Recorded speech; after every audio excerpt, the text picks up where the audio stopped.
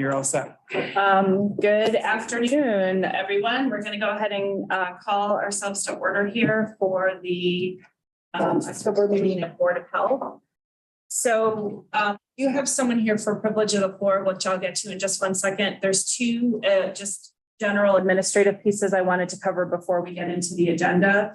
So the first is that there was an item missing from everybody's board packet, which I emailed out to the board last night. And I'm hoping that Board of Health, Tompkins health staff have included that in the board packet for members of the public who may want to see the document. So I don't know if Ted was able to get that in there, but so I'm just putting it out there publicly in case anybody was looking for the review of the proposed ATUPA penalty policy. It wasn't in the board packet that was on the web as of yesterday, but it has hopefully been updated. Gave a thumbs up. So Okay, so it should be up there now. So if you were somebody who printed out the board packet religiously every month and you printed it out a couple of days ago, you're going to want to go back and get that because it wasn't in there. does anybody need a printed copy? Yep. Skip, can you bring down 4 or 5 printed copies of that? Yeah, I can do that. Thank you. Thank you. And then the second piece I wanted to, I'm recommending that we rearrange the agenda just a little bit with our new business, which is that we've got some violations we need to consider related to food. And then we also have a violation related to the ATU PA. And I think it probably makes more sense for us to first move through the food violations and get those taken care of. Then I'd like to talk about the ATUPA policy and then have the discussion about the enforcement action related to Dream Vape so that we have some consistency in how we're actually discussing the items. So is there any objections to any of those? Okay, are we good with that? All right. So privilege of the floor first, Fernando, am I saying your name correctly? If you want to come on up, and Fernando is from Old Mexico. Yeah. And I don't have my, do you have the Timer. I just stand or? Oh, Yep, you're welcome. whatever you're most comfortable with. Well, I mean, I just received well, I own on Mexico, of course, and I have a manager that does, she handles my day-to-day stuff. So, well, I'm a little busy with the other locations, but it is what it is. So I guess my reason for me being here is this is a repeated violation. It's happened a couple other times, and I understand. I totally get it. I totally, we're selling to the public. We should have everything in place. That's why my wife, or Gladys, she's gonna start handling that for me, specifically at Old Mexico. Which is, we've been switching a lot of employees. We just been having a lot of, turnaround with employees and stuff like that lately. So it's difficult to try to keep on top of everything, which is, it's not an excuse, but I mean, we're certainly trying. That's why I'm bringing her on board and to actually do it. I see that the violation, there's a fee of $2,800. I do think it's a little high, especially right now. I mean, I'll pay it if I have to. It is what it is, but at the same time, I would like to, since I really want to make sure that this doesn't happen again. And sometimes we've had issues with refrigeration and stuff. Right now, it's so hard to try to get anybody to do any work on any of the equipment, but yeah, it's, like I said, there's really no excuses to have to be on top of things, but at the same time, this is kind of how it's happening and why. Right now, it's so difficult to get anybody in there to do anything with refrigeration, to prepare any piece of equipment, to even get the correct piece of equipment or the proper piece that the equipment needs replaced. It takes weeks. Sometimes you end up having to buy new equipment. Nowadays, it's easier sometimes, but it gets way more expensive. But it is what it is. I just wanted to bring that. And if you guys are able to bring the fee down, good. If not, this is what it is. They have to invest in the refrigeration and stuff. So then getting hit with this fee at the end of $2,800 is well. I went to this a day or two ago, and she's actually sent it to me. So I'll try to be on top of things anymore, and that's why she's going to be there to help out. Okay, thank you. So let's just give the board members a chance to ask you some questions. Okay, so any questions from board members? You're good. You're good. Yes, Shauna. Has the issue been fixed? Has the issue been fixed? Yes. To my, yeah, I mean, what was actually, I didn't even read it in great detail. To my knowledge, I think it was what the temperature, the holding temperature or the temperature of the hoops. Had to do with temperatures. I didn't really, I was just rushing through things and I didn't even read it 100%. I do know, I mean, that's what, well, Lucy is my floor manager. That's what she told me it was about temperature. So that's why. And also, I did order new refrigeration, which one got switched out, the other one is there that I got to switch out. And we're addressing, trying to address as much as we can. And then after that, she's going to be taking care of making sure, doing temperature logs. We just got to get our team, I guess, new team, because we have a lot of new crew in the kitchen to actually get them into doing the logs and doing it every day when they come in, all that stuff. That'll actually, and I know that'll tell you when the refrigerator's slowing down because you're doing the logs and you can tell, okay, this one's not working at its capacity, so then you got to get it fixed. So that's why she would be coming on board to take care of that. And for the restaurants, I haven't because she would be doing that. So. Thank you. Oh. Thank you so much. Any other questions? Other board members? Okay, we'll take all of that under advisement when we discuss. Thank you. Okay. Thank you for hearing me. Yes. Do I have to? You don't have to stay. You're welcome. You're welcome to go. We are broadcasting on YouTube. So if you want to watch it when you get wherever you're heading, you're welcome to. Otherwise, staff will send you written documentation of the board's final decision. Okay, great. All right. Great. Thank you so much for coming. Thank you. Okay. hold on. This door over here. I'll do all of it. Yes, this door here. Yeah, you're fine. Go ahead. You're Yeah. good. Okay, so let's move to the next agenda item, which is approval of our September 27th minutes. So if we can get a motion to approve as written. Are you waiting here? First from Shauna and a second from Melissa. Any discussion on these? Any edits that are needed? Okay, all in favor? All in favor? Anyone opposed and abstentions? Okay. I'm sorry. We are recording. Karan is not here. Did you say out loud who made the motion? Yes, Okay. Shauna first, Melissa second. Awesome. Thank you. Yeah. Just for the notes. Yep. for Minutes for next month. I think I did. You did. Or, okay, I know mentally in my head I did. We do have a quorum. Yeah. And we have a quorum, yep. Okay, the financial summary. Is that you, Frank? Yeah, I don't really have anything to add, but I'm happy to answer any questions. Any questions from board members about the financial summary? I don't think I had any. Just go back. I went down to Mexico.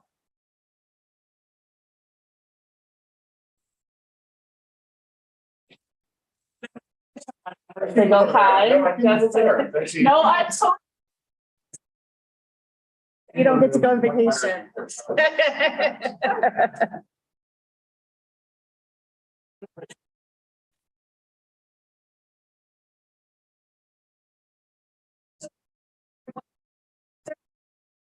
So reporting here, I remember now. So just, Oh, you're right. I think Brenda has been out unexpectedly, so I think that's why. I'm sorry. Okay. There will be one. okay. All right, so no discussion on that. So let's move to administration then, Frank. Sure. Just one thing I wanted to share with the board, and I'll be sharing with the Community Services Board as well. We've been working with Cornell University's MPH program on a lot of different efforts, particularly through COVID and through their work, serving the university as well as, helping us gather data and information. And what's come out of it is a conversation that started probably 4 or 5 years ago, pre-COVID, about the potential for establishing a more formal relationship and creating what's called an academic health department. It's a model that's been used around the country. There are 3 in New York, Monroe County with the University of Rochester, the State Department of Health with SUNY Albany, and the New York City Department of Health and Mental Hygiene with Columbia. And really, what it is just a formal relationship on sharing resources. And it can be essentially whatever, the 2 institutions want it to be. Jen Meredith, who I believe her title is Assistant Director of the MPH program, has been talking with us about it, as I said, for about 4 or 5 years, but it's really kind of amplified during COVID, the relationship that we built with them. And we don't want to lose that momentum kind of moving forward. And so she's been talking with the leadership at the vet school, of which the MPH program is a part, and they are supportive. And I've been talking with senior leadership here, and I think there is interest in the potential for us as a department. There's a lot of things that this could create for us. The first thing that naturally comes to mind is students. How do we bring students in to give them experience, and what kind of, support and value do we get from that relationship? There's also faculty, something that we haven't really had a history of accessing very effectively. And so there's that opportunity too, where faculty could, we would have access to potentially participating in research that they're doing or interested in, and or we could bring ideas on research to them that might be beneficial to us, that they might be interested in taking on. So that's just kind of the bare bones of it. It could be whatever it is we want it to be. To really formalize it, it's an MOA between the department and the college, the university, just saying that we're having this agreement. And then that over time, as we define what we want the relationship to be, we would amend and update the MOA to include additional things that we might be wanting to share. So it does seem like we're already kind of doing it. This is kind of formalizing it. And I think it does give us a little bit of stature. It might even open up, opportunities to funding through grants and other sources because of the formal relationship. And so it is something we're investigating and want to potentially see happen. And I didn't want to unilaterally do that without, first bringing it to the people and at least hearing if you have any concerns about us entering into this type of agreement or reasons why we shouldn't. And certainly if you're supportive, we'd love to hear that as well. So I just wanted to share that today. I'm happy to answer any questions now or in the future if you think of them about, what this might look like or how it might work.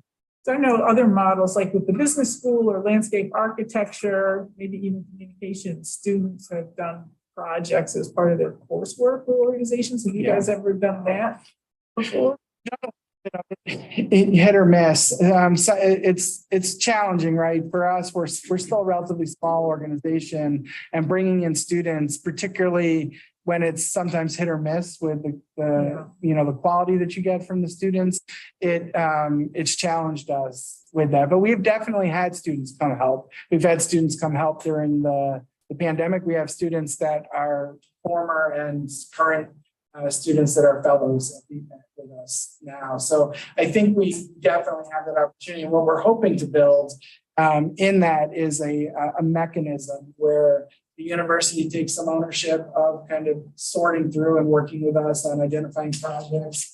So that way it's not us, saying, hey, this is the kind of thing. It really is about just, formalizing that relationship and building systems that would hopefully make that relationship more successful, both for the student and for us. Because I think with the course plan,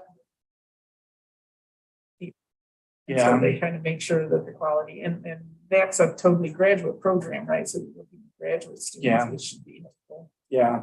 Yeah. And one of the things I want to look at is we have the project assistant title, which you guys are probably familiar with us using pretty loosely during COVID. It was originally designed as a paid internship title. And so we'd like to go back and look at that model too. Right? So if we have this relationship and we know we're going to have a high quality relationship, with the students and us, we want to be able to compensate them, right? We're trying to move away from the unpaid internship, just in general. And this is an opportunity for us to potentially do that. And it may be resources that come from the county. It may be resources we're able to marshal at the university. All of that still has to be, thought about and worked through. Sean? I think it's a very good idea. Yesterday, in one of the articles in our local media, there were some concerns in regards to animal testing that PETA had brought forth with the vet school. So I would want to make sure that those issues were resolved for entering into a partnership. Sure. Thank you. Two comments. I imagine. So one is that the other model that has been used is the Public Health Institute model. Yeah. So I would like to make sure that we've explored what's the difference between those two models and the strengths and weaknesses of each, and that we're making some decisions based on those. Sure. And then the second is a friendly reminder that while Ithaca College is not as huge as Cornell and just cannot bring as many resources to the table, that it is an academic institution in this community that contributed quite a bit to the COVID response, and that we have an undergraduate public health degree, which Cornell does not have. And so I think it would behoove the health department and Cornell and Ithaca College to coordinate on this, and it should not solely be a Cornell Public Health Department initiative. Yeah, no, I agree 100%. And quite honestly, we've had a better relationship pre-COVID with Ithaca College around this type of sharing.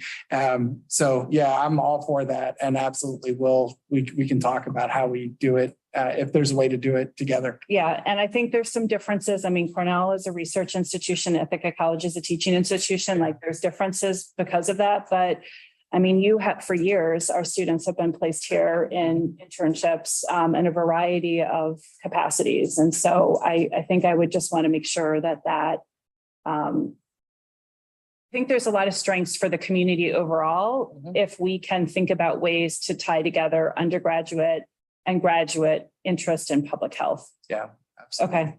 Yep, no, I agree 100%. Okay, other thoughts or comments on this? My soapbox.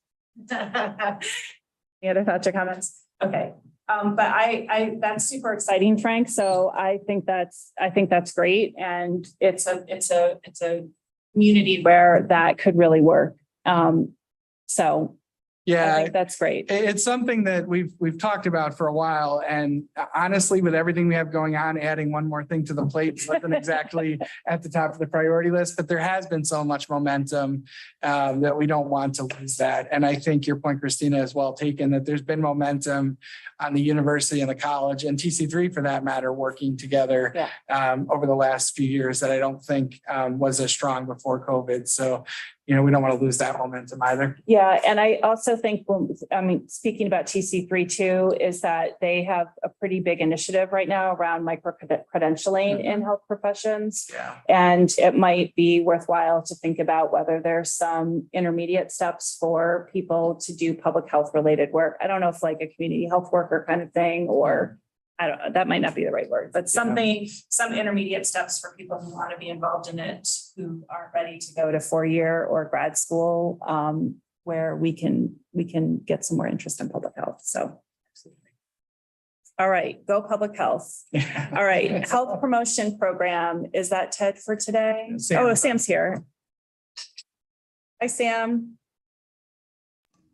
Hello, my video is coming. There it is. Hi, everyone. So I just wanted to welcome to the department. We hired Amber Munlin, who is the new health educator for Healthy Neighborhoods program and the Advancing Tobacco-Free Communities grant. And so she's come on board this week, and she's hit the road running with both programs. So you'll hopefully see more updates about tobacco-free Tompkins in our Board of Health report going forward. She's heading to Cortland tomorrow to meet with that team there who holds the Advancing Tobacco-Free Communities grant, which we are participating in. So she's on board. And then Claire and I have also welcomed Emma Abbey, who is the new CHW Community Health Worker Supervisor for the pitch grant for the perinatal and infant work that we're doing. So we're really excited to have our whole team of community health workers. We now have 4 community health workers and the supervisor on board. So it's exciting, and they're actually participating in a New York State Summit today for community health work. So Claire, if you have anything else to add when you report, but it's going really well. And then lastly, I just wanted to draw your attention that we now do have a section in our report also for opioid related updates. So take a look at that and please, let me or Ted know if you're interested in seeing other information. We also have information on the website. So that's it for the moment. Thank you. Thanks, Sam. Any questions for Sam? Okay. He is not. Okay. Okay, so we'll skip Dr. Claypack and then we'll go to Claire. What's that, right? Yes.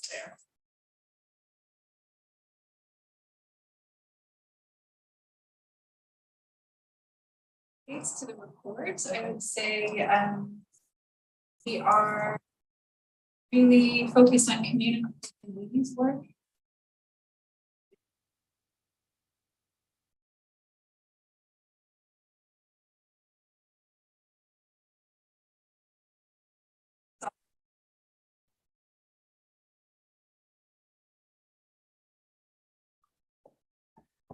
Sorry to interrupt. We can't hear Claire.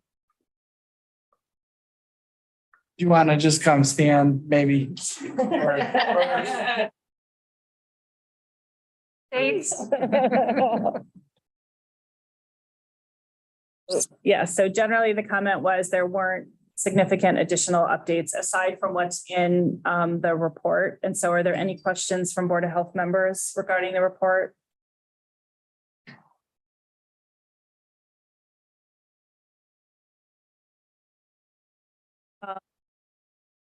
Children with special health care needs also not here, correct?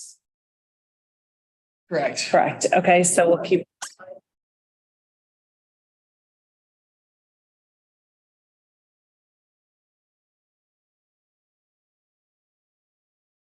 You're coming from we can't actually. That wasn't Debbie, that was Oh, who was? you. That was you. Yeah, Thinking of you.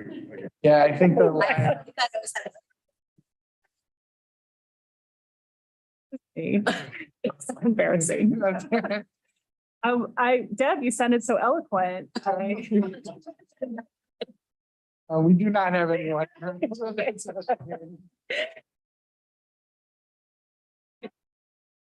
Okay, County Attorney's report. Anything? What we do have data on can be addressed by Holly. We assume you folks have all met Holly. She's the deputy, good person to work with. Delighted to have her on board. These are questions concerning the vape. You want to just? I think we're gonna. Can we hold on it? And Holly, I'm sorry, can you introduce yourself? Yep, sure. But again, yes, Yep, sir. I'm Holly Mosier, Deputy County Attorney. Thanks. Okay, and Liz and Skip, anything in addition to your report?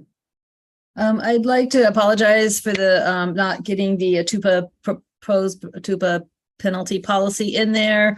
It was confusing, but there was confusion with what we were putting in for the Dream Vape action and the policy. And I'm sure if Karen wasn't in Jamaica on a beach, that she would have caught that this wasn't included earlier than we did when we just saw it yesterday. So I do apologize for the late notice.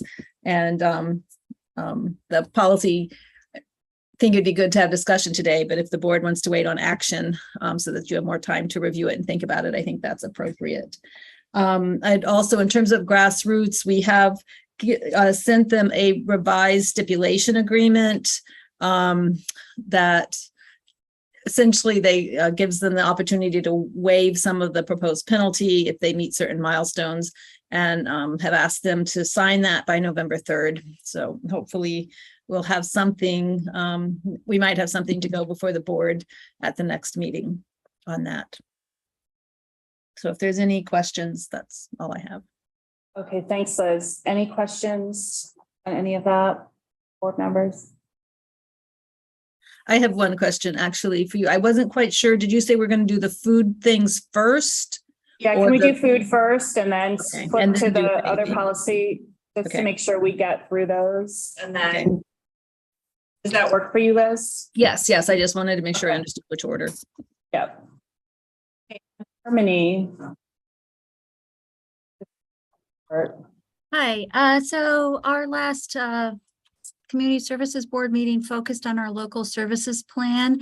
Thank you so much, Samantha, for helping out with the recording of that meeting. Our plan had 4 focus areas. They're workforce recruitment, housing, crisis services, cross-system services, and that's related to Office of Mental Health, Office of People with Developmental Disabilities, and Office of Addiction Support Services. Sometimes they're in silos, and it's a challenge for people to get all the services they need when they have complex needs. So there's a big push in the state to help reduce some of those barriers to care that people experience. And our final area that we're focusing on in the 2023 plan is non-clinical supports. That's really looking at the social determinants of health, better understanding and prioritizing the work of peers, and also addressing health equity. That's going to be a significant focus in 2024. The plan's going to move from a 1-year plan model to a 4-year plan model, and we'll look at seeing some ways that we can incorporate the work of the Community Services Board and its subcommittees with the plan that the Health Department also does. So that really took the bulk of our meeting time to go through that plan and have it approved. Great, thanks, Harmony. Any questions, comments from board members? On to our new business. And so as I indicated before, we're going to take this a little bit out of order just to, I hope, smooth the conversation a bit. So before we start with the serendipity, Liz and Skip, I just wanted to ask for board members' clarification that I think in a couple of these, we now are getting hearing officer reports. So that's not something we had received before. So is that a new process? We go to a hearing officer if the facility does not sign the stipulation agreement. Then we have an administrative hearing. And if we were going to close a facility, or it might, or the action might result in their closure or suspension, then we are also going to an administrative hearing and not just doing the stipulation process for those. Okay, so it's just that it's been a long time since we've had this occur, right? Which is why it feels unfamiliar. Yes, they're normally very rare. Okay. Shauna? Yeah, who is part of the administrative hearing? Who is part of it? It depends on what facility is involved. So the hearing officer, Jonathan Wood, is typically our hearing officer. Holly's involved in most of our hearings. And then from EH, it would depend on, I think Skip is pretty much involved in all of them, but then who is brought in as witnesses and stuff would depend on the actual enforcement action. I don't know if Skip or Holly, you have anything else to add? Which covers it. So any other questions from board members on that? Just because we haven't had that in there in a while. So I wanted to make sure to clarify. Yes, Susan. And then presumably, with for that hearing can bring whoever they want. You mentioned in some cases they don't show up. That's correct. Any other questions on this? You mentioned about the administrative hearing, it's a recommendation to the board. It is not a final decision. So you do not have to agree with the administrative hearing officer. So just to put that out there, because sometimes the administrative hearing is binding. In this case, it is not. In our case, it is. So is it always non-binding in our case, or is it? Correct. Oh, okay. Yeah. In other settings, you might have seen an administrative hearing and it's binding, but it's not before out. And the hearing officer is employed by who? How does that work? Pay the hearing officer. The health department. The health department pays the hearing officer. So it's an independent contractor that comes in to hear. Yes. Okay. All right. Any other questions? We're curious group.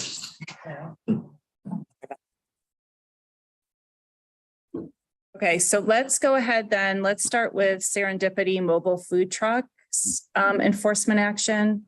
So if we could get a motion to approve as written. Okay, a first from Melissa, a second from Sue. Any discussion on this one? Liz, is there anything in addition to what's in here that we need to be aware of? No, this was hot violations of for hot holding, and they did not sign the stipulation agreement, and that is why this went to hearing, and then they did not show up at the hearing. So that this one was unusual in that respect, that they went to a hearing for a proposed $200 penalty. Any other discussion from board members? Okay, all in favor is written. That's unanimous. I'm going to skip to resolution number 3, which is related to Coco Restaurant. So all in favor is, a motion to approve as written. I have myself. Ed is our first, Shauna is our second. Liz, any discussion on this or anything we need to be aware of aside from what's in here? This one I think was hot and cold holding. I thought it was cold holding violations, but yes, it's $200 proposed penalty. It is only cold holding. It's just down below. It also references, I think it's just a general statement about how hot cold holding and storage, which I misread. Okay, any other questions or discussions on this one? Yes, Sue. The only question I had, you guys recommend that they attend and complete the food safety training. Is that generic or did you do it specifically? So you broke up, but I think I got the gist of your question. So I think some of these are based on previous inspections where there were quite a number of violations that were cited in earlier inspections. Is that good? So we had additional concerns. Other questions on this one? Okay, all in favor is written.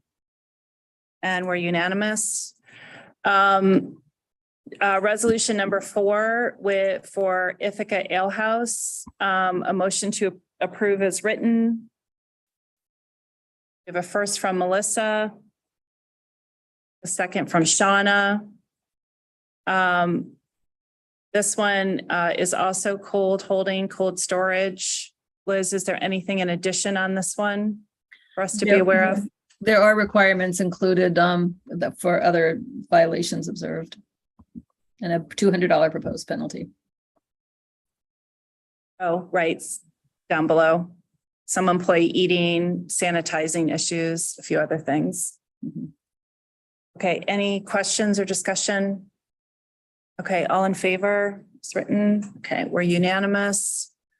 Resolution number 5 for Old Mexico, who was also the individual who came to speak with us this morning. Sorry, earlier in the meeting today. So a motion to approve is written. First from Ed. Second from Sue. Okay, Liz, anything that you'd like to add or skip that you'd like to add to this one? No, I mean, they have had recurring issues, especially with their refrigerated storage. They weren't maintaining temperature logs, and I understand they're having staffing issues, but they didn't even have thermometers available. If they have the thermometers available and they're checking things, then they can know whether their equipment is working or not and take other measures to make sure the food is safe. Other comments or thoughts? Would you like to discuss? Yeah, Shauna. Liz, was this on the point system that was created? Yeah. Yes, it was. Like a year ago. Okay. Right, and if we look at the act, there's multiple actions that have been taken to get to this fine level. So to your point, I think that the health department staff are following the process that we previously agreed to. So, okay. Any other discussion on this? Comments or questions? Right, all in favor is written. And we're unanimous on that. Okay, so let's turn our attention now to the document. Board members have a paper copy of this. And you are, Liz, looking for approval on this, right? Yes, at some point you can do it at this meeting if you guys are comfortable with we're talking about the policy, right? The policy. Yes, so it is not required that you take action at this meeting. We developed the policy when we were trying to determine what to do with Dream Vape. And we realized we need an overall policy as we're having more of these types of violations. And it's a tricky situation, right? So that is why we developed the policy. Okay, so this is my recommendation for board members on this. And then if we don't think this is good process, then we can choose to do something else. I'd like to put it under a motion to approve as written and then open for discussion. And then we can think about amendments that we need to make at that point. Okay, so if I could get an approval, motion to approve as written. I have a first from Melissa. A second from Shauna. So let's go ahead and open discussion. So Liz, before we start asking questions, do you have any general background that you want? I mean, you just gave us a little bit of information, but is there anything more that you wanted to talk about? There's probably a lot that could be talked about, and Skip, I'll let you add anything since you're certainly more involved in this. And especially in the details than I am. I think one of the things that we're trying to look at is one of the considerations is the penalties for actually selling something to a minor versus the penalties for offering vape products for sale or other products for sale is one thing I think we need to consider, in this. We need to have a policy. It also needs to have some flexibility as we've been doing more inspections. The facilities are more aware of us. And I think as is indicated in here, like we can't always observe the products. Like they'll have them in something, a locked container or something where it's not easy for us to count them and get a $100 or however $20 per product penalty. So how to have something that's equitable and recognizes that in some locations we may see a lot of product and in other locations we may not see a lot of product, but that doesn't necessarily mean they don't have as much there. We also, when we're have a minor in, we leave after the sale to the minor and we're not actually counting product then. I think I have that right. So then we're going back and doing another visit to try to get a sense of what product they do have for sale. So those were some of the things that we were trying to address and how we can have a equitable penalty for various situations in the policy. Do you have things to add, Skip? But wait, before Skip starts talking, so can I just make sure that I understand in terms of thinking about that, is that the difference between table 1 in the policy and table 2? Because table 1 only addresses sale to individuals under age 21, right? Whereas table 2 addresses sale generally. Sale of the vape, offering for sale the vape products. There are different penalties for those different violations under the code. Skip, Answer your question. I think so for right now. Skip, I interrupted. So did you have other things you wanted to add? I don't have anything specific to add. I think Liz did a good job covering that. So unless there's any questions, I don't have anything to add. Okay, Melissa. How did you come up with the Tompkins County Health Department recommendations for penalties versus the penalty required by law? Because it's such a range. There's always a range in what we are allowed to offer under the law. So this is no different than like the food enforcement policy that we came up with, right?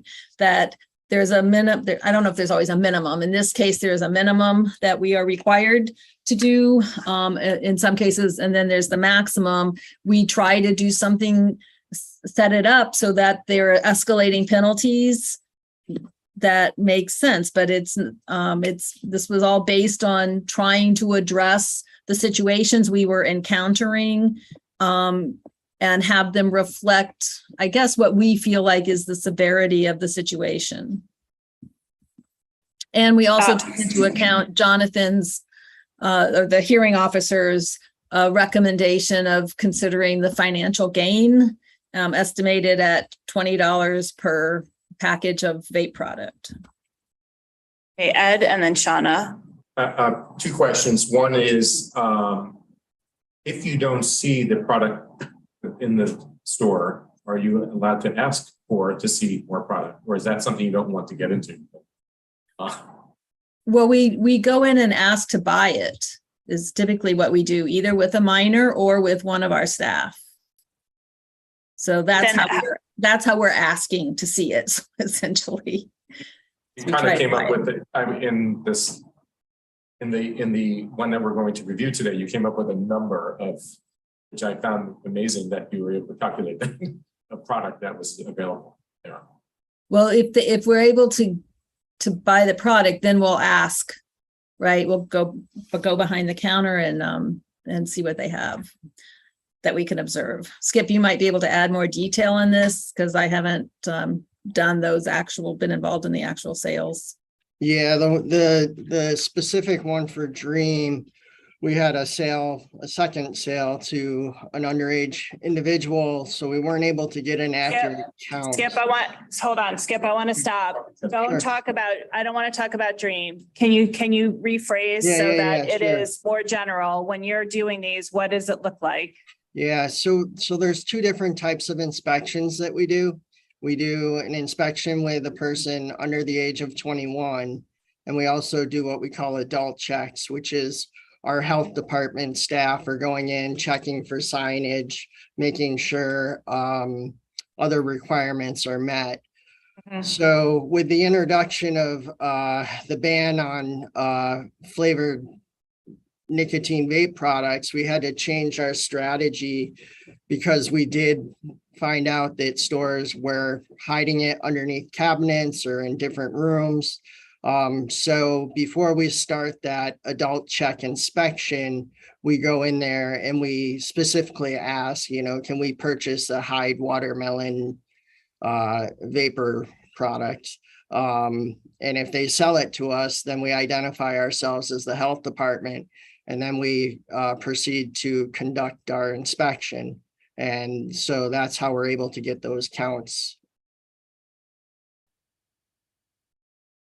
Okay, so do you have does that satisfy you? More of a comment about the Tompkins County Health recommendation penalties. And I kind of do like the idea of this because having these very broad ranges would be very difficult, I think, on a case-by-case basis to be deciding. And these are kind of like little road until they start escalating, which I think to me sounds like, I like the idea. So Shauna and then Sue and then Melissa. Yeah, I was wondering, what is the point threshold for someone to lose their license?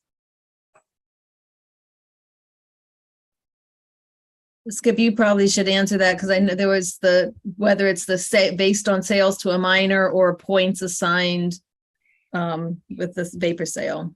Yeah, there's two different thresholds for making a referral to Department of Taxation and Finance for license suspension. So for underage sales, if a facility gets to 3 points, we can make a referral to Department of Taxation and Finance, and that facility's license will be suspended by DTF for a year. The other threshold is if they have 4 violations in a 3-year period, then we can also make a recommendation or a referral to Department of Taxation and Finance. So if a facility is repeatedly sell flavored nicotine products and we cite that violation 4 times within a 3-year period, then we can make that referral for suspension. And I think I have concerns because I feel like that's really 3 times too many. Whenever we're looking at a point system. I also have concerns on table 2 because I'm wondering why there aren't points that are associated with the penalties there. I'm wondering if we could add those. The points are under the law and we don't have the flexibility to add points. That's all set by New York State.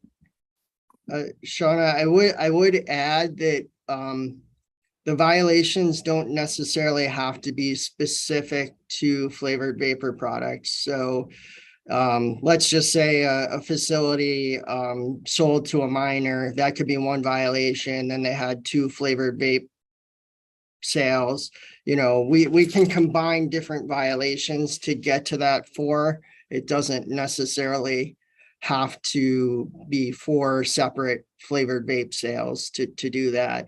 So it has really forced us to take a look at how we're doing inspections and citing violations, because this is new to us. We haven't run into this issue. So we are evaluating and we're working on setting up a better system because the state system for tracking these violations is not great. So we are working internally on a process to better track violations with facilities. So if we do get to that 4 within a 3-year period, that we're making those referrals. So the board does not have the ability to have a point structure for the selling of flavored vapor products. For table 2, there's no, we can't assess points in table 2. We can only assess points based on table 1. You Yeah, can the assess points on the violation. So those are violations Under the public health law. under It's public not- health law, but we can't change what those points. No, I What think points are what assigned. Sean is saying is why does table 1 have a column that says points assessed, but table 2 does not have a column that says points assessed? Because public health doesn't assess points for the flavored vapes until there's 4 violations. Okay, so I actually think that based on that should be clear in language before table 2, which is kind of what Skip was just talking about. And I think what you're saying, which is that these violations can combine in a way that add up to essentially a similar outcome to what happens with points assessment, which is, I think, what you're kind of getting at, right?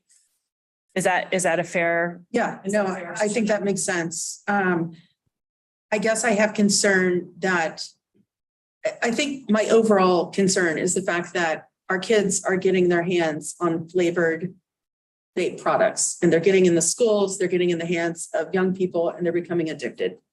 And I'm concerned because it might be 1, 2, and 3 violations of the selling of flavored vape products. And I feel like they should have the consequences of being shut down after the 2nd time. And so if there's any way for us to assess points onto the selling of flavored vape products, I would really like to go that route. If it's not within our power, then I understand that too. Yeah, I think the challenge is that we don't hold the license for these facilities. They're issued through taxation and finance. So we don't issue a permit or a license for them to operate. All we do is enforce public health law. So we don't really have a mechanism to close them down other than through public health law. My other question is, I know that there have been some of the shops that have incurred fines and they are not paying them. What is our enforcement mechanism moving forward so that they don't just keep operating? Because I feel like if we make these laws, if we create these fines, then we have to have an enforcement mechanism, or else they're just going to continue to be ignored. Yeah, so I can tell you what our process is. So if the penalties aren't paid, then we make a referral to the county attorney's office. So Bill and Holly might be able to expand on that a little further. This is something that Bill and I were discussing earlier this morning, because it's not something that we've had to do yet before. And you have to bring an action, because like Skip was saying, the county doesn't hold their license. We don't have a way to take away their license or shut them down. But we could bring an action essentially to sue them for unpaid fines and penalties. But then you get into, you get a judgment. I mean, it's the same thing, and you get a judgment on other types of actions. But then you have to find a way to get them to pay. So if it gets to the state level and the state suspends their license and they're not able to make sales, and maybe they voluntarily close their shop down, how do we get paid on our judgment? But we could certainly bring actions, sue them, try to get.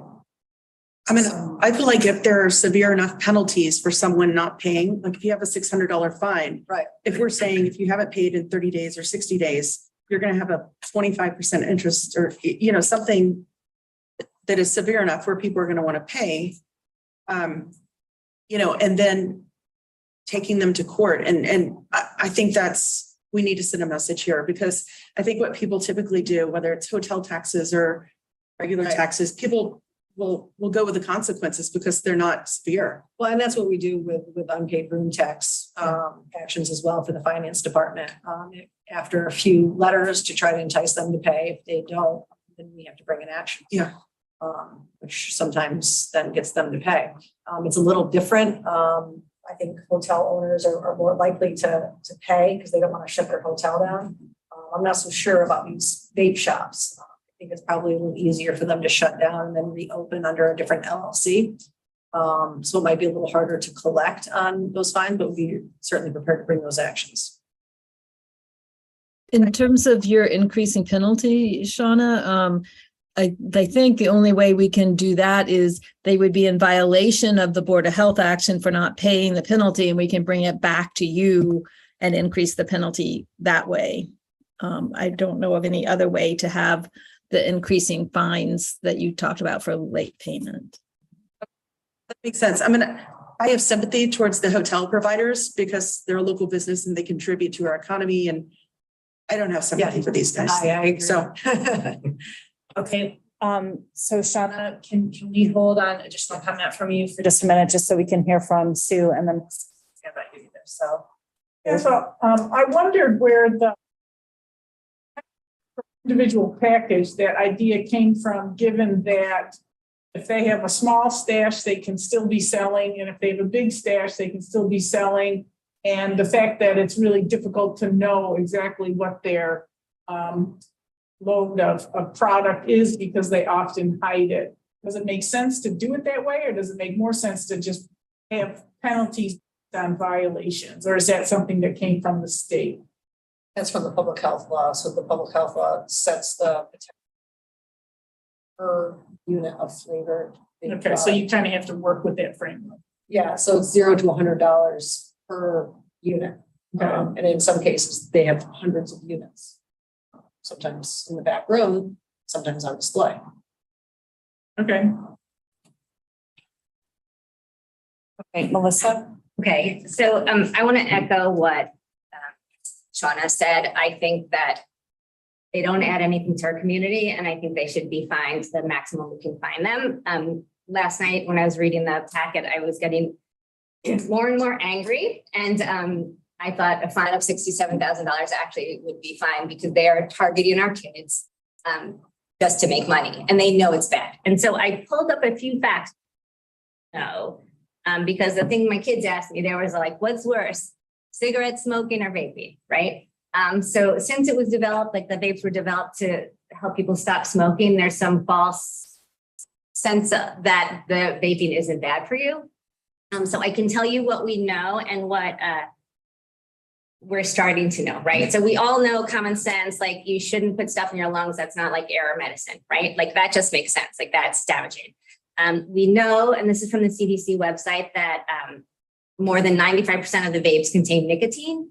One of their studies showed that 99% of them contain nicotine, including the ones that didn't list nicotine as an ingredient. We know nicotine is really addictive, and we know it's bad for everyone. It's bad for the developing brain, worse, and that developing brain goes into the early like 25. So it doesn't only like increase anxiety and attention, like decrease your attention, but it changes the synapses in your brain. So it changes circuits that control learning, attention, and the susceptibility to addiction. So this is stuff we know, right? The other a billion things in it that are bad. We don't know what they are, but we do know some of them have long-term studies on them. So such like heavy metals, that shouldn't be in your lungs, some volatile organic substances, other substances that are known to cause lung disease, and so many things that I know that's the problem with sort of figuring out how bad they are.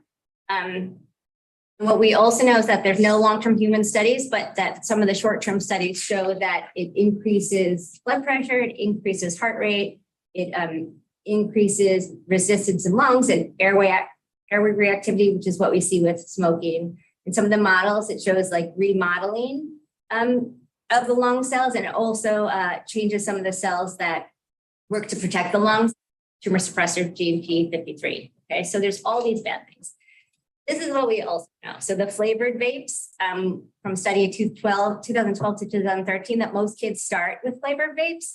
And that the CDC says 84.9% of the kids vaping are vaping the flavored vapes. So they're really targeting our kids, right? They know if they get kids hooked that they're going to have years and years of product. So I know in the schools it's a problem. I know the teenagers here it's a problem. I know that it's an epidemic in our country, and these people know it too. And I think they should be punished. It's not just they forgot to put their thermometer in the fridge, which is a problem too, but they know what they're doing. And I think we should find them to as much as we can. So I have no empathy for them. That's all. And I don't talk much, but I'm really, really upset with the vaping issue. So. Okay.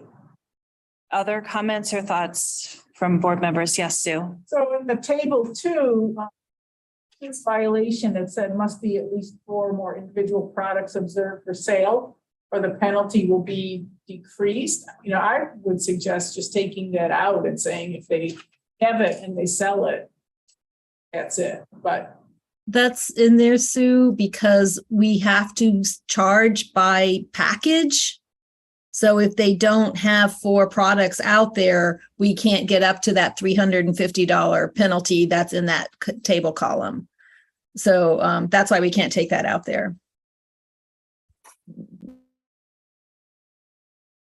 Okay, but so with that same logic, if they had 1,000 packets out there, you would only charge them $350? That's what we were proposing, and this is trying to get to that. They're making it harder for us to find the products and to try to have some equity. I mean, we're open to whatever, but that was what we were thinking of when we put that is how do we handle the one shop that hides their product versus the shop where we're seeing more of them. Okay, so can we just walk through this just based on what we just heard? So I don't think we heard any comments on background information. It sounds like folks were generally comfortable with the information that was there. I think for the policy section, for me, one of my recommendations on this would be that I do not think it would be appropriate to have in policy what a hearing officer recommended on one case. And that because I think there's some disagreement around this $20 per individual product and the rationale potentially that person used. So I don't know what the right language here is quite yet, because I think we have some more things to discuss, but I was not comfortable with the inclusion of a hearing officer's recommendation in the Board of Health policy to be applied generally. So I think I would like that. Yeah. Could you clarify? I'm not sure. Are you saying you want not related to the hearing officer or not related to the financial gain as concept? So potentially both. So for sure, I don't think it should be referencing a hearing officer.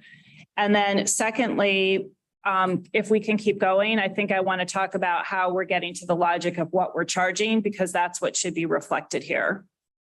So that's why I'm saying I don't quite have an answer on that. I just wanted to kind of put a pin in that I think that second part of that paragraph should have some edits to it. Can we go to table 1, Liz and Skip? And I just want to make sure I want the board to talk about 2 things here. So first of all, in the points assessed column, do we have a choice of 1 or 2 points? Or is there some rationale that we have to follow in public health law about how we assess 1 or 2 points, how we make that decision? That's in the law. It's whether they have training certificates or not. They have training certificates, they can get a point reduction. And that applies at any level of violation? Every single time? Yes, Skip, you want to clarify? That's my understanding. So and it has to be the clerk that makes the sale. There's this training program that you get a certificate for that's good for, I don't know, 2 or 3 years. So potentially you could have a store that has all their clerks trained, and they could make 3 sales to an underage person before we can refer it to taxation and finance, as opposed to a store that has no clerks trained. As soon as they sell that the second time, they're going to get that referral because they're going to be at 3 points. So usually if the first violation, if you're assessing 2 points, if they have a second sale, they're going to get referred for suspension. But if they're only assessed 1 point, it could take a couple more sales to a minor. Okay, so what I hear you saying is that we're required to give a 1 point reduction if they can show you proof of clerk training. Correct? Yes. Okay, well, okay, thank you, Melissa. No, that doesn't make. It's the law, but it's the It's the law. law. That's what I'm trying to clarify, Yes, right? it's Like, law. let's make sure we know what is law and what we have flexibility over. So it sounds like we don't have flexibility there. Okay, and is there, so my next question relates to this progressive first violation, second violation, third violation, suspension. So how are we required to provide that many opportunities for violations, or is it because it's a function of what you just said, Skip, which is that you could have 1, 1, 1, and then it's not okay. So we have to do the 3 violations before we can do the referral, because it's possible that we would have somebody that has that many violations before they get to the 3 points when we can go to the state. Yeah, it could Right? happen at the second violation or at the third violation.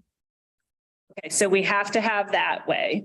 So now let's look at the penalty required by law and the TCHD recommended penalty. And so I think we understand that we're given a range by the state, but and then you have come up with a recommended penalty, which for most of these looks like, until we get to the third violation, is somewhere sort of in the middle, right? So perhaps the board could have a discussion about that based on some of the comments about, is there a rationale for not just going to 1,500 on the first violation and 2,500 on the second and 2,500 on the third? I'm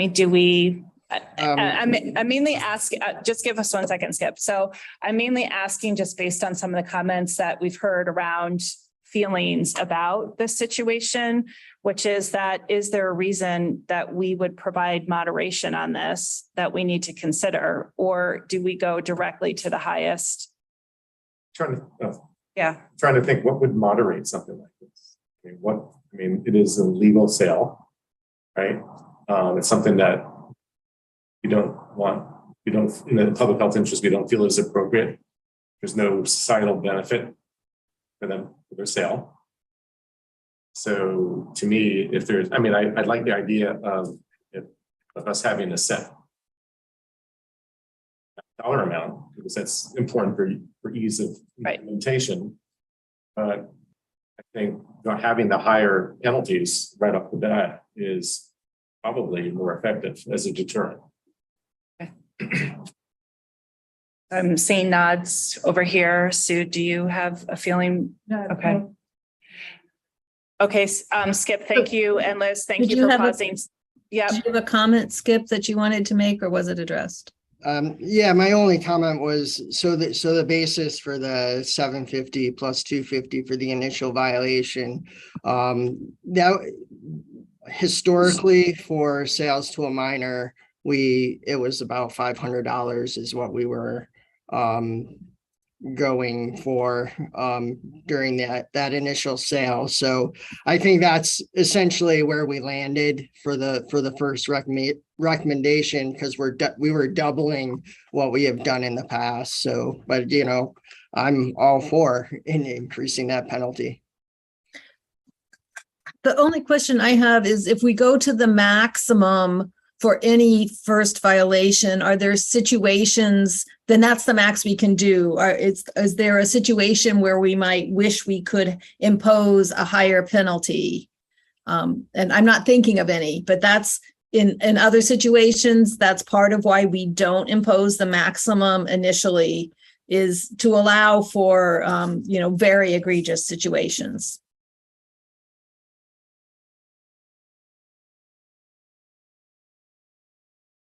I mean, I think if they're selling to minors and they're selling something that's illegal, there's what's more egregious than that.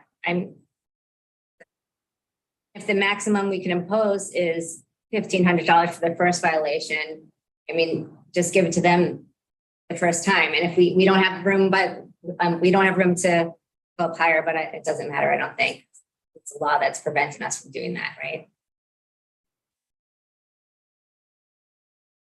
There's no reason for them to sell it. They know it's illegal and they know. Sue, and then Liz and Skip, I just want to make sure you think about that and give us any feedback you think for why that we're not thinking about, that we need to be aware of sort of operationally, which I think we heard one piece, but if there's more. Okay, Sue. Well, it might make sense to hit them with the highest fee for the first violation, because if you think there's a deterrent to the fine, make it a big one. And then maybe go from 1,500 to 2,000 to 2,500 if you want an incremental. So that would be.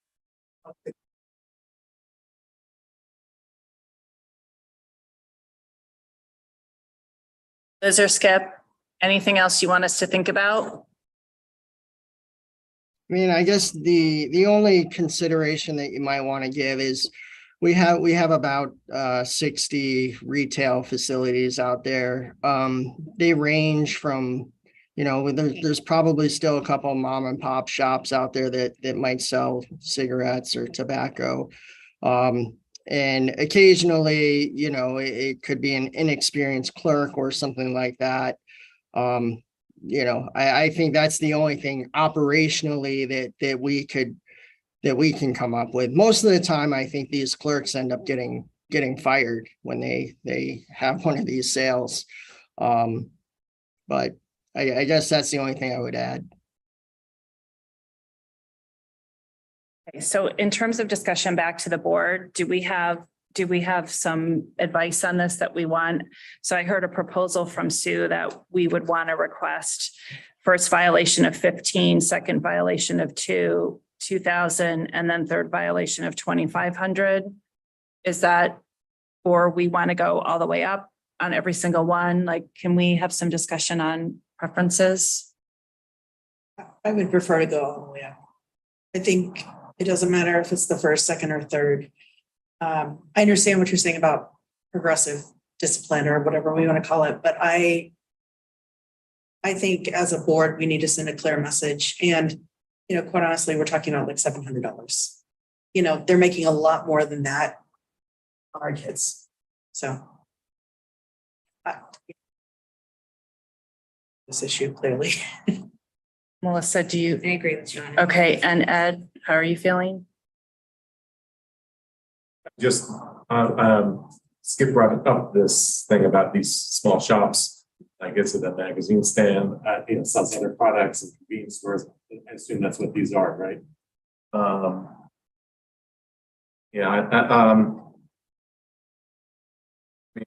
They're selling this type of product. It is concerning to me, and they know what they're selling.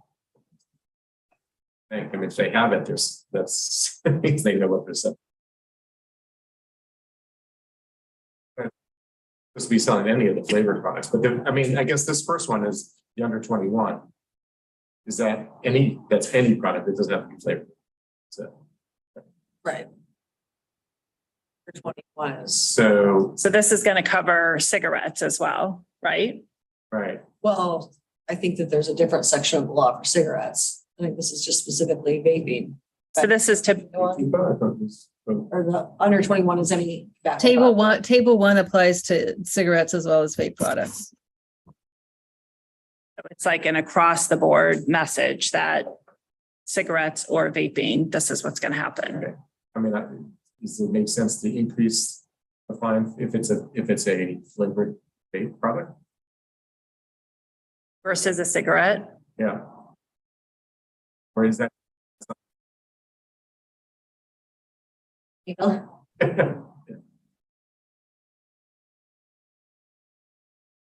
mean, I guess for me, it depends on what we think how we're thinking about outcomes here, right? So if you think about the medical information that Melissa shared, that most of that applies whether it's cigarettes or vaping products. That being said, for the past couple of decades, kids stopped smoking because they know what the harms are. But now with vaping, they don't think there's harm, and it's increasing like every year. So kids aren't buying cigarettes, really. They're buying vapes. My point is that the medical outcome is similar, whether it's either of those, right? Operationally, it's more difficult for us then too, because we'd have to be buying both a vape product and a cigarette product in order to test when we go out there for under 21 with an underage person. So operationally, it's easier for us if the penalty is designed off of whatever purchase we make. If it's under 21, this is the penalty approach that we're going to take. Correct, Liz? Skip? Yeah. So Ed, how do you feel about that? I wasn't feeling strongly about it. I was just saying, I just offering another. And then Sue, do you have any additional input on this that you want to discuss? No, I don't feel strongly that we need the maximum penalty, but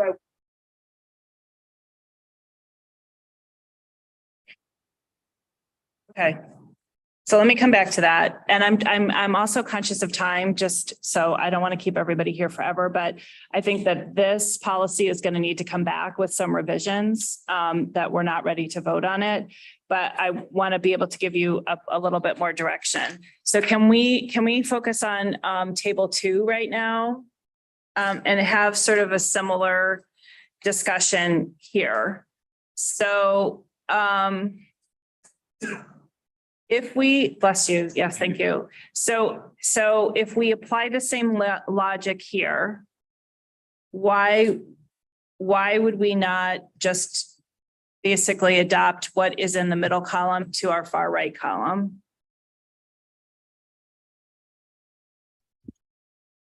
The only concern we had with that is that we won't always be seeing all the product they have available. So we were trying to have a more standard penalty based on that they have these things that they shouldn't have, rather than on the quantity that they have. That only applies to your first violation, right? Because everything else is based on quantity. Plus the Board of Health violation, that's part of what we added to try to have an equalizing factor there. So if we went to the max penalty required by law, would you then recommend removing the Board of Health order violation, the 500 or whatever is in there?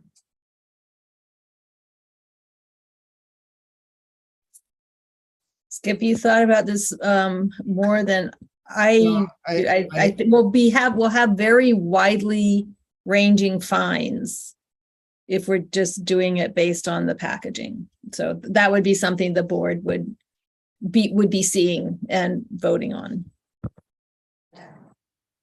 What is the maximum Board of Health violation? Is this arbitrary, these 500 and 1,000? I mean, I'm assuming those are amounts that you all set, right? The Board of Health order violation fees, the 500 and the 1,000, the $1,000. The reason why I asked, Holly just told us the maximum we could go up to, and I'm not remembering what it was. I think it was 2,000. I was thinking it was like 2,000. Yeah. the only reason why I was asking is instead of going by the numbers of packages that they have by straight fee, but then that won't get nearly as people's attention as much, but again, it would be at least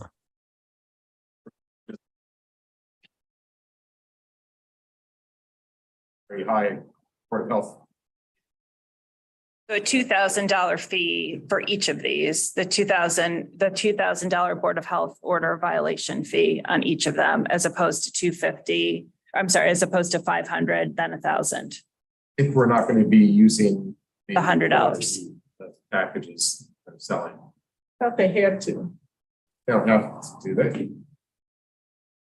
No, because it just says we could do up to $100 per individual package of flavored products sold or offered for sale.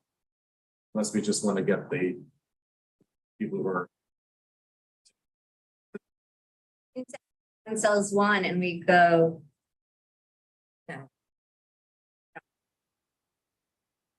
For this, I'm sorry, Shauna, yes. I get why we couldn't do both. I bet there are gonna be a handful of stores that do have the packaging up front or that allow access. And I think we should find based on that, but I also think that the Board of Health should also collect, go for like, maybe for the second violation, do a $1,500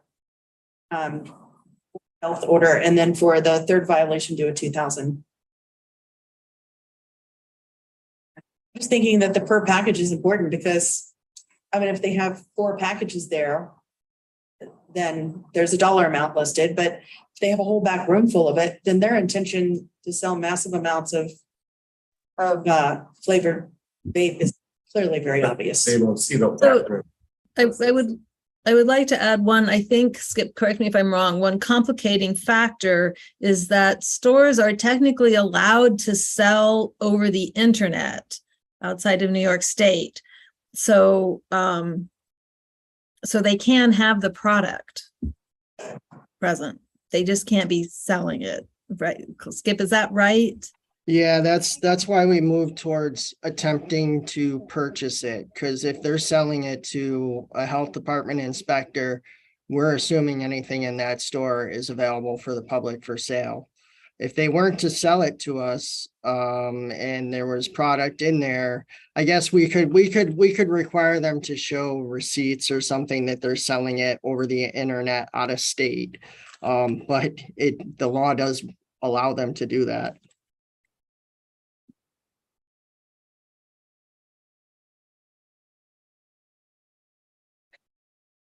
Okay. So, let me just try to summarize what I think we need, what I think we're looking for in terms of changes. And I am assuming, I think I'm getting the sense that we're not ready to vote on this as written, and that there's so many changes that we probably need to see a revised version of this before we can actually even do a vote with an amendment. Okay. So I think just to go back through it, the first is if we could please look at the paragraph that's under number 2 policy that's referencing the a hearing officer's recommendation and remove that language and make that language consistent with whatever ends up in the tables. I think the second recommendation is around table 1, that the TCHD recommended penalty should be increased to the maximum for each of the violations. Table number 2, that we want to move away in the first violation from just the $350 to actually use it based on the penalty required by law, which is by individual packet. And that for all of the violation levels that we're doing at the maximum required by law, which is the $100 per individual packet of flavored or products sold. And then in addition, in the third column, we're looking for the second violation for the Board of Health order violation to be increased to $1,500. And then the third violation for the Board of Health violation to be increased from $1,000 to $2,000. Did I miss anything?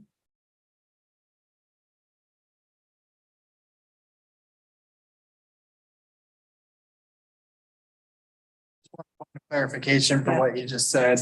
The amount, the penalties it's up to, and it's an allowed, it's not required, right? So you're not required to charge $100. You're essentially authorized to. So just for the record, I want to make sure, because our column says penalty required by law, but then it says up to 100. So it's essentially what's allowable, not what's required. Right, but what I'm saying for clarity is that we're saying in the third column that we want the fee to be $100. Okay. Yep. Perfect. Just wanted to make sure there's clarity. It's not required, it's allowable, and the board is choosing and making that. We'll change that in the revision to make it clearer. Do I have to do something to officially remove the motion that's on the floor? We can just table it. Okay, let's table it. We'll table it till we see our revision on this. Okay, so let's go ahead now, shift our attention to,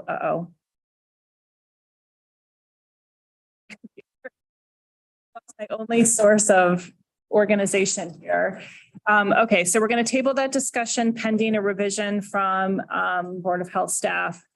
So hold on one second, everyone. I'm so sorry because this went to sleep on me. So it's going to, it has, I have to enter my password 3 times. It has a OCD to get in. So Yeah, I have a Jenna. question on the fines received. What would those typically go towards in our county budget? So we have a fine revenue line in our budget. It's essentially another revenue source that comes in. We can choose to spend it any way we want. It generally comes into our operational budget. Certainly the legislature could direct us to do something particular with it. I mean, I feel like if we can actually use all that funding and put it back into education, tobacco education, that would be ideal. That's actually what staff recommended, Okay. was using any revenues associated with this to fund programming. As I support that, as long as we are covering our costs for staff time, which aren't much, but we don't want to be going in the hole for these. Some of these do take a lot of time and effort. Okay.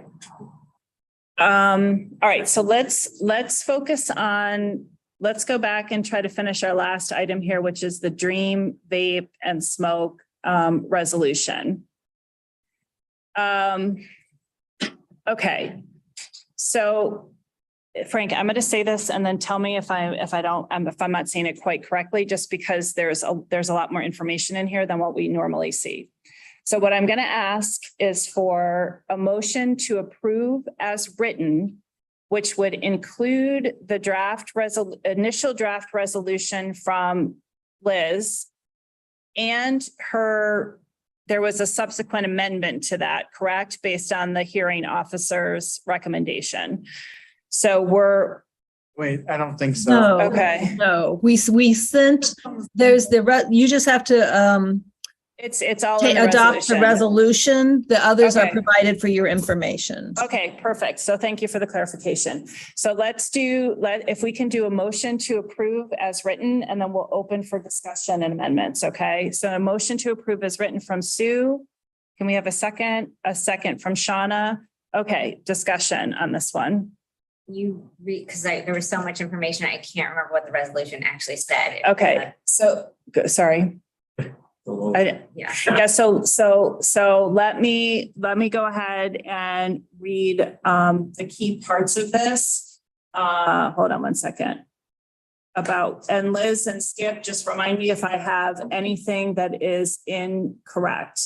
So there is a recommended penalty of $2,750 for the sale to the underage person. It might be easier if you just go to the resolves, because that's actually the action at the end, right there. Those Okay. bullets, that's the list of actions. Okay, so.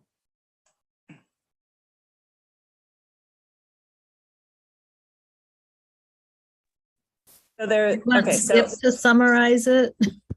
yeah, so it's $2,500 let Skip do it. Go ahead, Skip. Okay, so the first order is they still owe $2,500 from the previous resolution 22-0008. That's due November 11th. If they fail to make that payment, we will make a referral to the county attorney for collections. Just hold on one second, Skip, before you go to number 2. So that is a previous fine that they were assessed that they still have not paid, which is which is the original 2,500. So now they're at the point that they haven't paid it enough times. They've been notified enough times that if they don't pay, they're going to go. Correct. Okay, keep going, Skip. Okay, number 2 is the penalty of $2,750, which was for the sale of a vapor product to a person under the age of 21. That's due December 15th. Number 3 is pay a penalty of $27,050 for selling prohibited products. And that was based off 670 flavored vape products that contain nicotine that we observed in the store. And that penalty is due December 15th. 4 is prohibit the sale of tobacco and vapor products to people under the age of 21. 5 is prohibit the sale or other provision of flavored vapor products containing nicotine with the exception of tobacco flavor to anyone. Number 6 is prohibit the use of price reduction instruments or other means of charging less than a vapor product's listed price. Number 7 is to post the correct signage that reads sale of cigarettes, cigars, chewing tobacco, etc. is restricted to persons under the age of 21. And then number 8 is comply with all the requirements of New York State Public Health Law, Article 13F. Okay, so let's walk through each of these for discussion, because I think some of them are more straightforward than others. So the first one about paying the penalty of $2,500 for the previous violations, which is exactly what we agreed to before. Is there any additional discussion on that one, or we're good with that? Okay, so number 1 is good. The second is the requirement for them to prohibit the sale. Oh, I'm sorry, I'm in the wrong place. Look, the same, is to pay a penalty of $2,750, which is $2,500 plus the $250 surcharge for the sale of the vapor product to a person under the age of 21. So that's a new fine that would be due December 15th. Is there any discussion on that one that we would like to have? John? I guess using the new chart, is that going to be the same that we just agreed upon? That's the next part. Okay, so Skip, can you back us into the policy you just showed us? Yeah, actually, that's the maximum penalty that we can go after for the sale to a minor. It's second violation. The penalty range is $1,000 to $2,500 plus a $250 surcharge. That's That's what public health law states. So it would be consistent then with what we just agreed to. Okay, so we're at the maximum for that. So any additional discussion on number 2? Okay. So number 3, the payment of the penalty of $27.50 is different than what you originally recommended and was modified, correct, based on the hearing officer's feedback. So you initially had recommended at the, I think at the $100 level, correct? Which would have been 67,000, hold on, 67,250. It would have been 67,250. The hearing officer recommended $20 per packet and you compromised somewhere in the middle. And so number 4 is now recommending a penalty of $27,050. So given our conversation, previous conversation and our thought process on this, are there any comments from the board on number 3?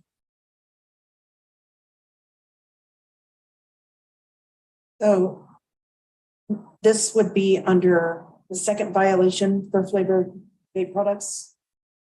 Yeah. So I would actually make a motion to move that amount to 67,250. Or no, 67. The 250 is the surcharge. Yes. So it would be 67,000 plus the 250. Plus the $1,500 for the Board of Health. Surcharge plus the $1,500 Board of Health.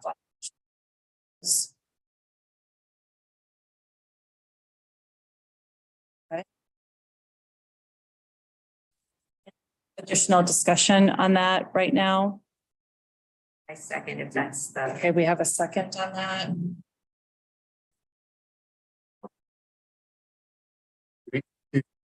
Do these have to be, Liz, hold on 1 second. This is.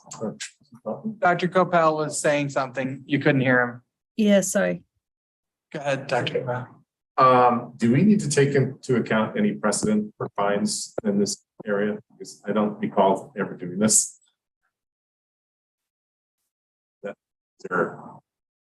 So we have a separate policy for other facility types that get applied to. So this is kind of a standalone issue.